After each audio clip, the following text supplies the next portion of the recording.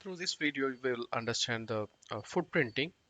Basically, the footprinting is a part of the reconnaissance process, which is used for gathering possible information about the target computer system or a network. Basically, footprinting also has two type of footprinting: active footprinting and passive footprinting. And as we discussed about the reconnaissance, where the active reconnaissance is the process through which we'll interact with the target directly and will collect more information for the active footprinting. And the passive footprinting is not directly interacting with the target and indirectly will be collecting more information about the target. So that is the passive footprinting.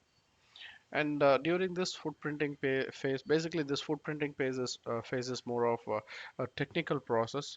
So through which we'll collect the name information, IP address information, and namespace, employee information, and phone numbers, emails, or the job information. So more informations will collect through this uh, footprinting process. So where these informations will be helping us to reduce the focus area, and also it'll help us to crack the username and password of the particular administrator's credentials or something like that. And that's for the end of the topic. And we'll discuss more about the footprinting or reconnaissance in the upcoming videos. Bye bye.